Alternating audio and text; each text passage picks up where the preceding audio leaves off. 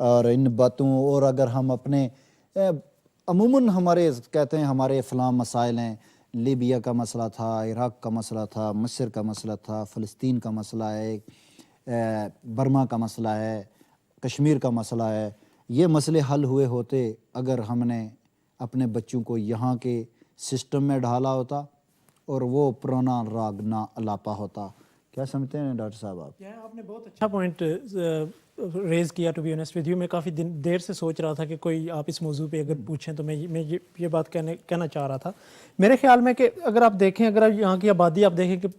صرف ہم کشمیریوں کو لیں، 15 لاکھ کے قریب کشمیری میرے خیال میں انگلینڈ میں اس وقت رہتے بستے ہیں مختلف شہروں میں، ٹھیک ہے، جن میں سے 1 لاکھ لنڈن کے اراؤنڈ رہتا ہے، لنڈن میں رہتا ہے، ٹھیک ہے۔ جب مسئلہ کشمیر کی بات ہوتی ہے تو اگر ہم نے اپنے بچوں کو، اپنی فیملیوں کو اچھی طرح ایجوکیٹ کیا ہوتا، کیا ان 1 لاکھ میں سے اگر صرف 10,000 لوگ اکٹھے ہو کے کبھی کشمیر کے لیے وہاں لنڈن میں اکٹھے ہوں تو کیا وہ چیز ڈیفرنس نہیں لا سکتی؟ جیسے کہ آپ نے دیکھا تحریر اسکوائر میں لوگ اکٹھے ہوئے تو کتنی بڑی چینج، فلیش پوائنٹ بن سکتا تھا، ایزیلی فلیش پوائنٹ بن سکتا تھا۔ لیکن ہم لوگ اس چیز میں کبھی کامیاب نہیں ہو سکے۔ کشمیری مختلف چیزوں میں لگے ہیں، ادھر ادھر بچوں کی ایجوکیشن پہ غور نہیں دے رہے، جس کی وجہ سے آپ دیکھیں کہ مسئلہ کشمیر کے لیے ہم کوئی پازیٹیو رول یہاں اتنے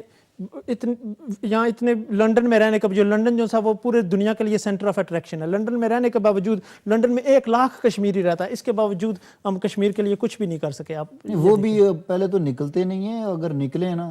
تو ایک نے اپنا جھنڈا لادہ اٹھایا، دوسرے نے لادہ اٹھایا، ایک دن ایک جلسہ کرے گا، دوسرا کرے گا، 2.5 آدمی ہوں گے، کیونکہ لوگ ہر کوئی اپنے اوپر لگا ہوا کہ میں مشہور ہو جاؤں، مجھے لوگ اچھا کہیں۔ کوئی بھی جو سے قومی مسائل ہیں، جو سے پوری قوم کے لیے، ان کے لیے کوئی نہیں سوچ رہا کہ اکٹھے ہو کے ہم کسی جگہ پہ متحد ہو جائیں۔ جیسا کہ ڈاکٹر صاحب فرما رہے ہیں، میں سمجھتا ہوں کہ پچھلے